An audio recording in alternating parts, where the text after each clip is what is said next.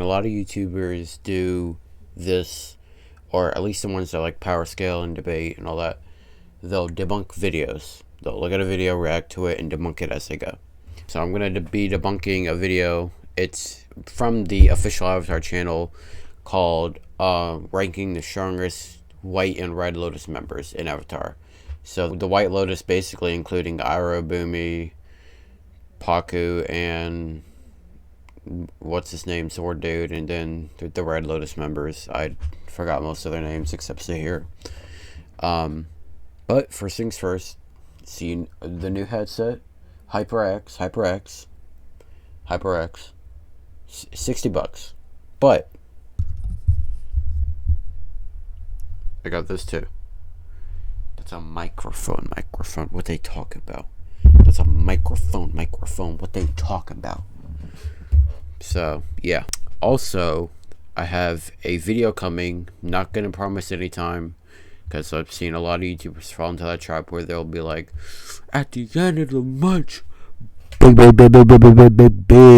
news dropping. And then like a year later, they return with an apology video. So I'm not going to be even attempting that. But Aang vs. Korra is on the way. I've been working on it for so long, months now, because I'm garbage and I procrastinate a lot, and those two things don't go well together. So heavily edited. This video I'm not even going to edit as heavily as it, because it would take me also multiple months. Plan, now don't hold me to it. It's not a promise.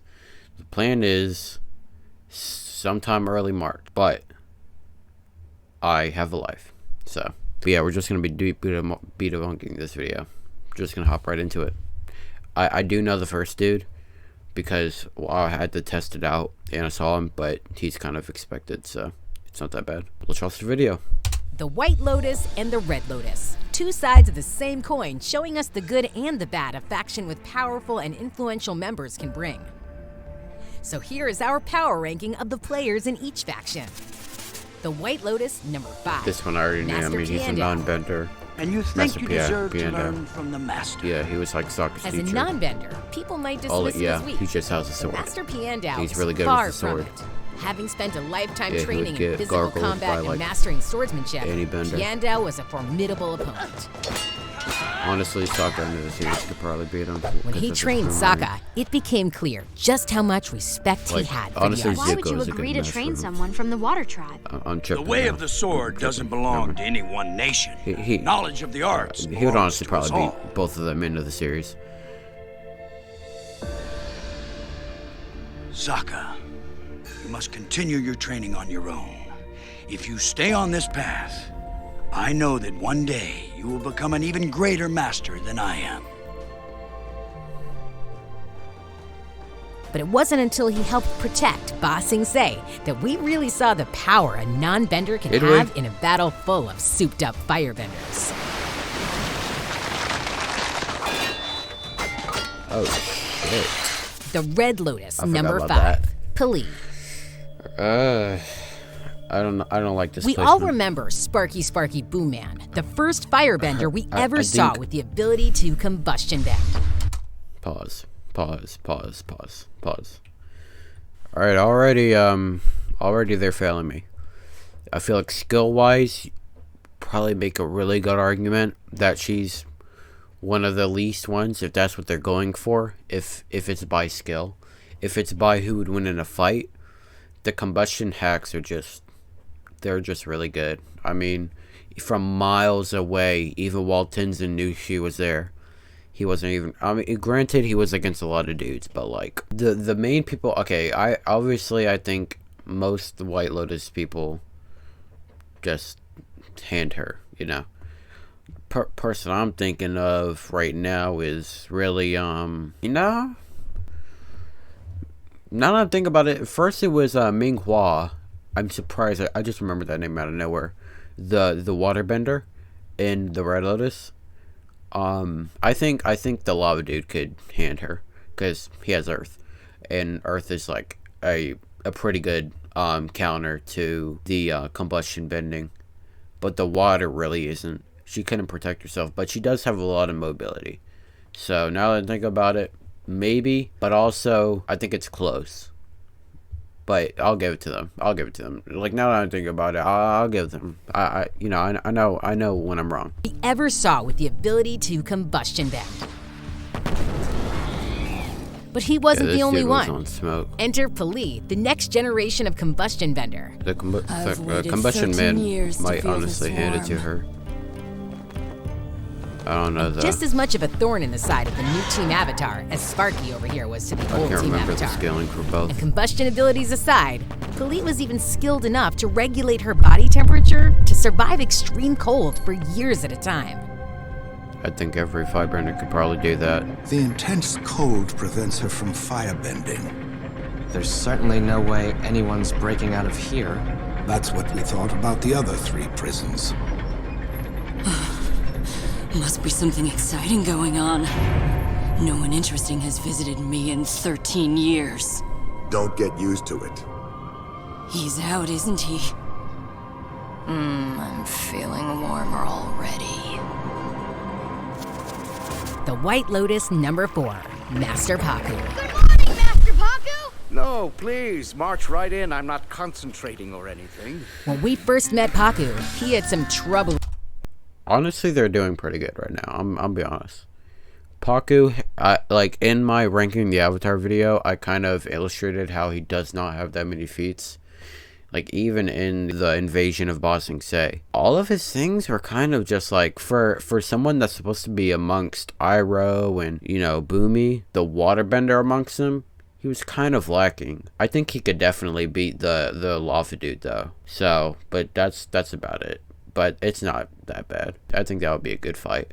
But other than that, him and Master Paku are like so out of place. Like Bumi and Iroh and Jiang like deserve to be together. Paku, I think he does deserve to be there. But like what we've seen from him is just like basic waterbending stuff on a very high level, and that's righteously about it. So I'm pretty fair with this.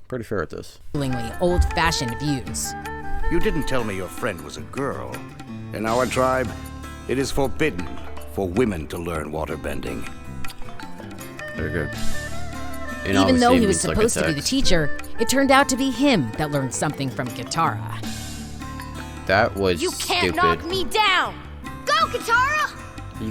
That was even more stupid. Once he saw the error in his philosophy, he proved not only what a good teacher he could be, Katara, you've advanced more quickly than any student I've ever trained. but also just what a waterbending master can do.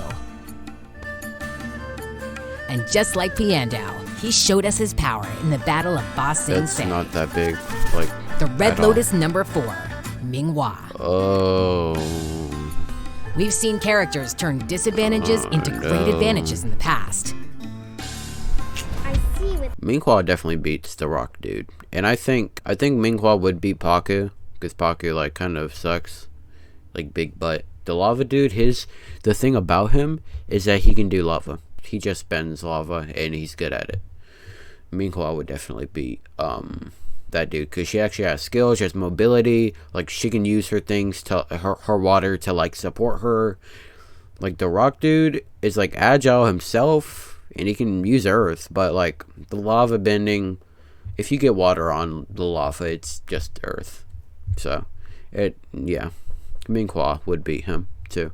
Like right now, he should really be.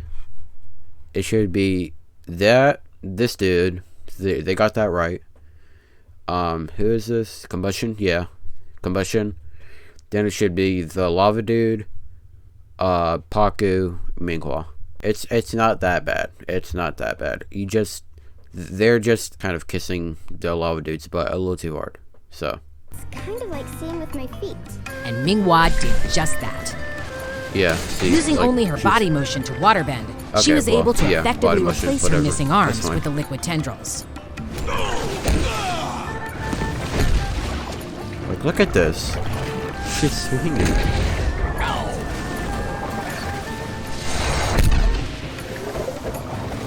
But then that dude, yeah, that was the lava dude. All he does, like, his best thing is like the lava disc. That's about it. Like, Bolin would get Minghua fight, honed this skill out of necessity. That's like and really it was that sad that necessity Bolin that would drove give her him a to fight. develop the ability to far That beyond Bolin would anything give- we yeah. had seen before. You have no She was fighting with Kaya, who was like directly taught by Katara. Like Kaya is the equivalent to Tenzin with Aang. Even inventing some entirely new and frankly terrifying But I think techniques in the Aang is better process. at airbending than Now Katara it's is at waterbending. But you know. The White Lotus number 3, Zhang And the way she died was stupid, but you know. Zhang Zhang? Discipline itself. After seeing countless firebenders use their abilities for pure destruction, it was Zhang Zhang who first showed us the power I'm that just can come listening to from what they got to say. self-control and restraint. All they do is build Fire up the is characters. alive. They don't really It give breathes. reasoning. It grows. Without the bender, a rock will not throw itself. But fire will spread and destroy everything in its path if one does not have the will to control it. That is its destiny. It's clear that Zhang Zhang was incredibly wise to understand that simple but elusive concept. But his wisdom also extended to knowing He was not powered by only when to Sosa's practice comment right here. restraint, but also knowing when to unleash his power. Even here, he's not really unleashing his power, he's just defending himself. And he's like keeping it within the lines. Okay. I guess I have to respond to this one. Yeah, he does not beat that. I mean, he can beat that lava dude. Like, I don't know why they're doing this. The lava dude is not. I think what they're doing is going White Lotus, Red Lotus, White Lotus, Red Lotus. Which, why? Why? Like, that's stupid. Why are you doing that? Zhang Zhang definitely beats the lava dude. Like that wisdom, like you have to take that really seriously. Everyone in the series that has wisdom, like shits on everyone that doesn't. Like if you have an ounce of wisdom in the Avatar series, it goes a long way, a long way, because it makes your form better. It makes what you're like the actions that you do better. It shows that you've gotten experience with your thing. And as I said before, the lava bender dude just bends lava. That's his specialty. Zhang Zhang is an actual firebender. Like, dude is skilled. Like where would I rank him?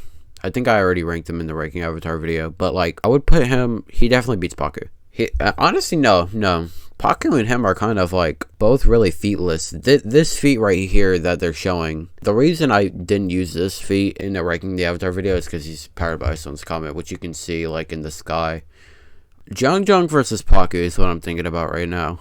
Pakku obviously has the elemental advantage, but in Avatar that doesn't really change much. I don't know. They're pretty close. They're close because they're featless.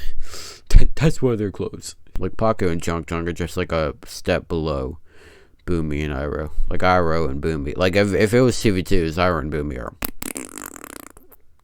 clapping them. This next one better be the lava dude.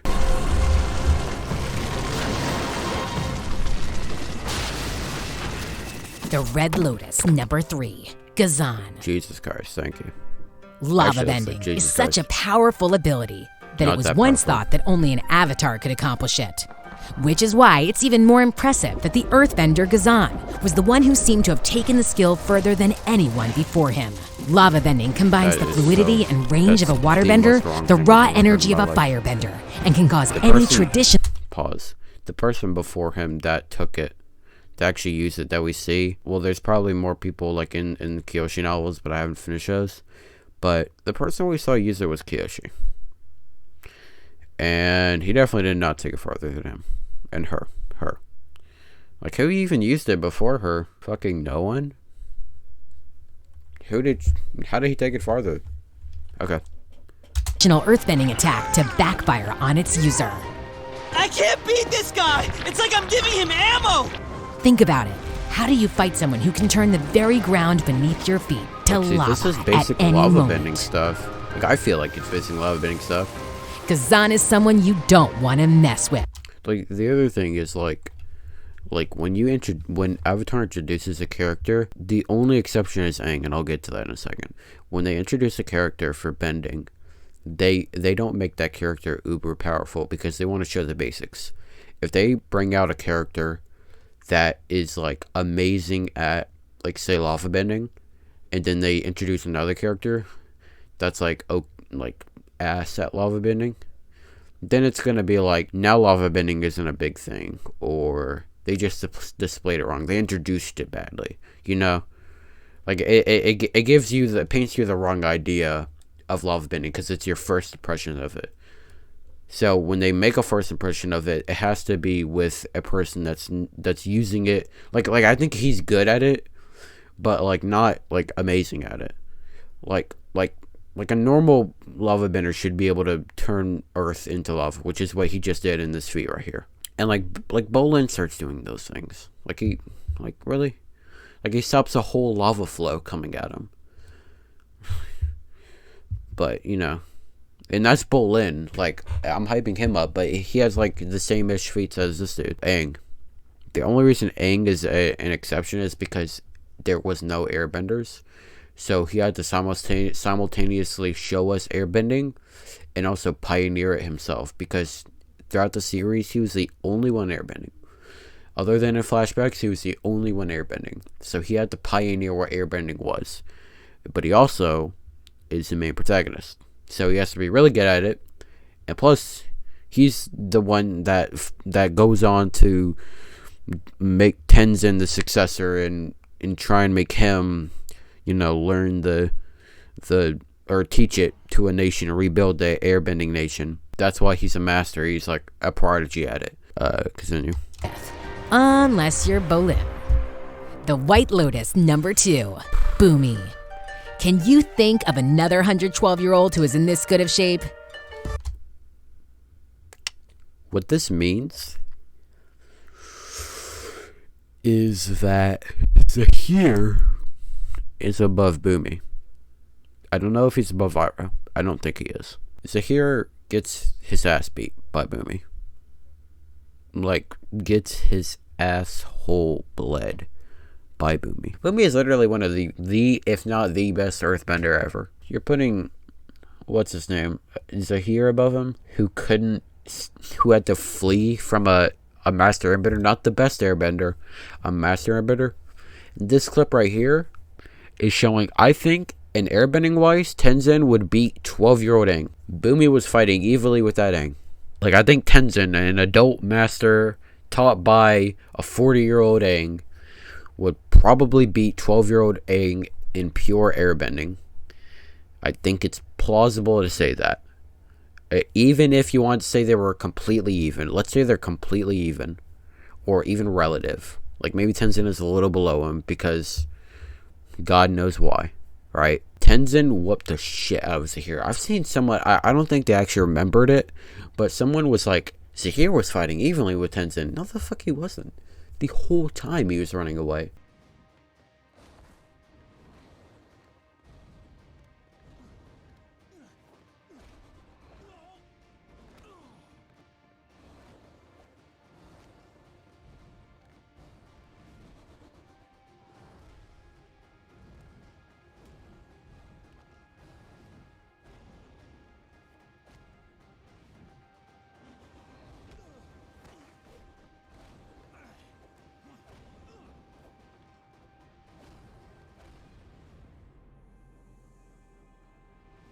The only reason Tenzin lost that fight was the combustion lady, because she was sniping from afar. That is it.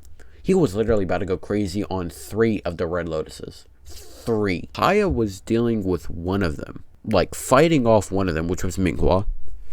Tenzin, he was going crazy on all of them. They were literally doing nothing. He only lost because of the combustion lady. I honestly think it would have won that fight.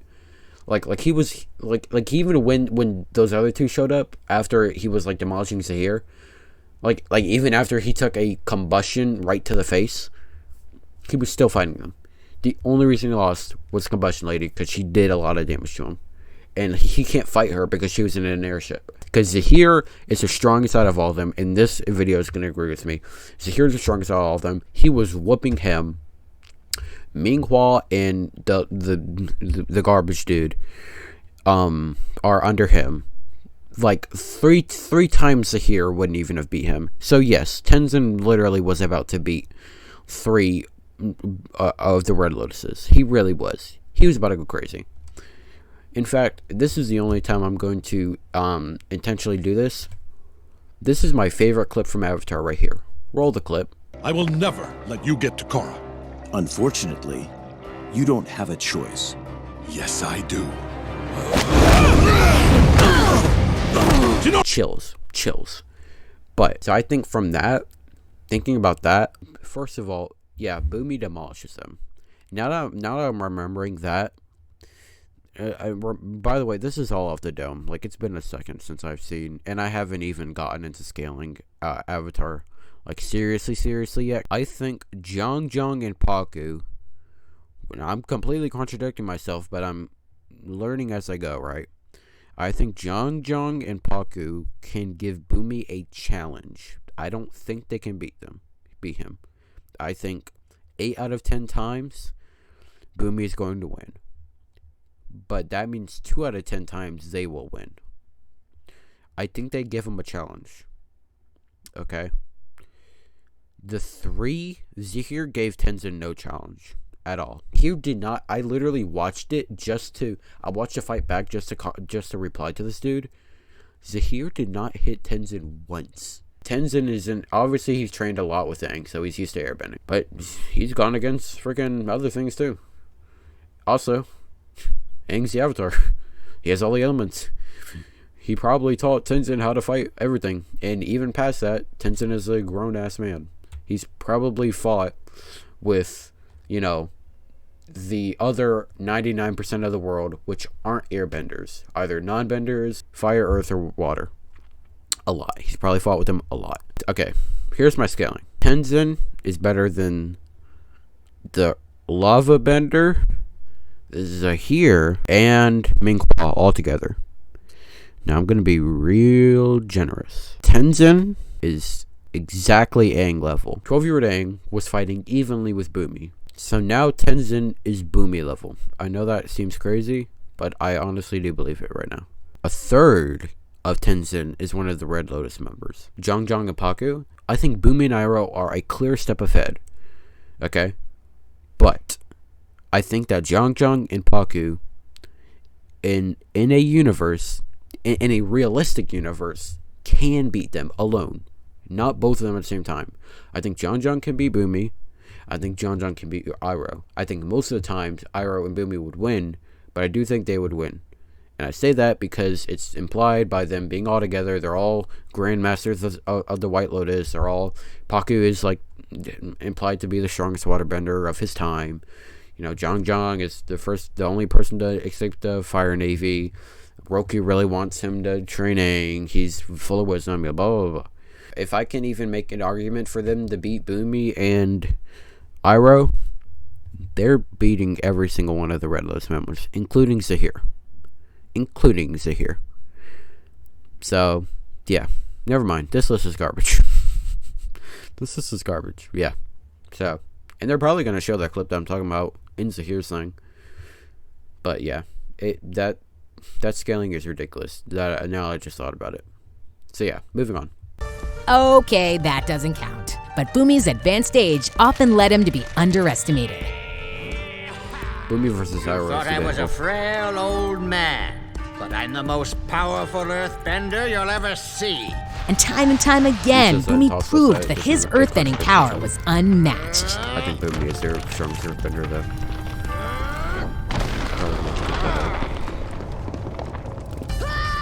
Despite his quirky and often silly personality, those who knew him well could see that he was secretly full of wisdom and strategy that complemented his power. Neutralging is the key to earthbending. It involves listening and waiting for the right moment to strike, making him an unstoppable opponent.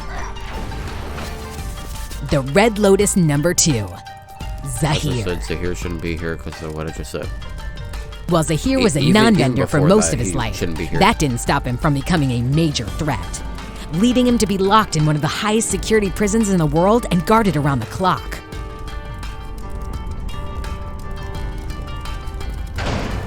You know the drill, Zahir. Of course. So when harmonic convergence bestowed him with the power of airbending, it only amplified his threat level. You wouldn't want to singe your friend, would you? How? You're not a bender! Even though he had only just gained the ability, his extensive knowledge of airbending techniques and philosophy helped him to rapidly pick up the skill. You seem to know a lot about airbender history for someone who just got airbending. I've always admired the culture. And while he wasn't quite as proficient at airbending as a true master, it was his influence, strategy, and willingness to do some horrible things by the way. that made This him is what I'm so talking about. dangerous. Oh, and they cut it. Okay.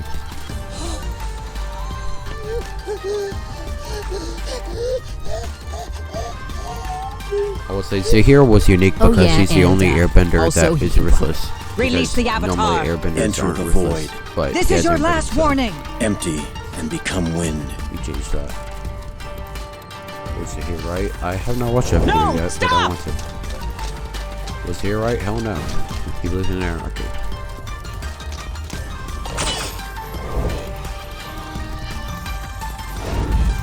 Did he just fly? The White Lotus #1. Iroh. Where to begin when talking about Uncle Iroh? Yeah. Okay. Fair enough. Beautiful twin, excellent. Beautiful. We influences that surrounded him every day. Really? All this for that one scene? Okay, let me see the end before I The Red kill him. Lotus #1. #1. Unalaq.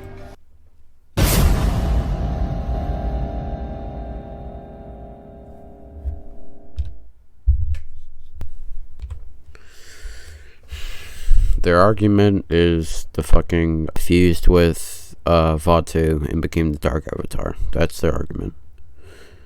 I didn't he was exiled from the Red Lotus, but okay, fine. I honestly didn't remember him. Yeah, they always left the last minute. What about, like where I got that? I actually got it from them. The Moon Princess, where she can control the whole ocean. I got that dumb shit from them. And they were like, I know technically it's cheating, but technically she controls all waterbenders because she controls the ocean. Shut the fuck up. When we first met Unalaq, we had no idea that he was a member of the Red Lotus. He isn't. But we did know that he was immensely in tune with the spiritual side of waterbending. They kicked him out because of his able to ideals tackle or dangerous something. spiritual threats Or because with he ease. betrayed them. Something. I don't know. I forgot. While he was certainly a formidable foe just as a bring out waterbender, the Dark his Avatar. threat level skyrocketed when he used harmonic convergence to fuse with Vatu and Yeah. become the Dark Yeah. Avatar.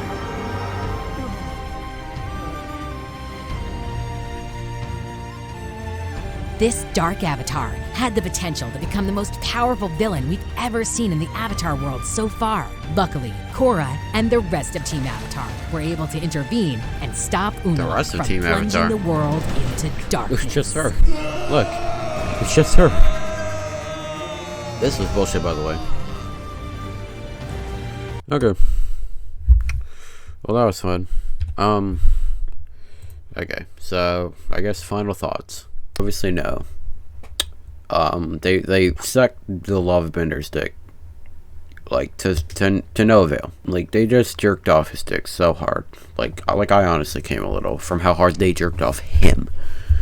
So, but yeah, with my scaling, but I honestly can't blame them for not thinking about that. So I'd say without that, the main problem before the tension scaling was just the lava bender. That's about it. And that Zahir was above Boomy. Should not be above Boomy. Zahir honestly shouldn't have been above a lot of them. He's like Zhang level.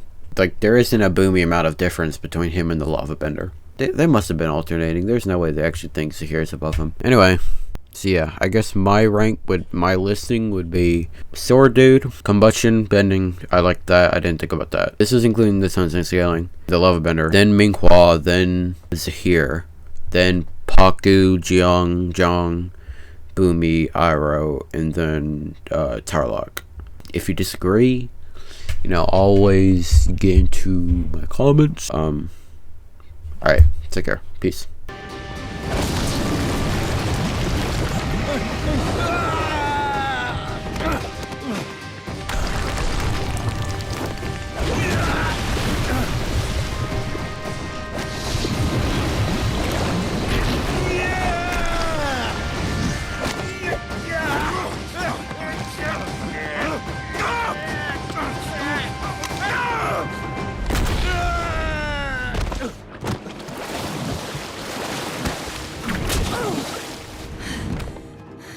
I see you're having as much fun as I am.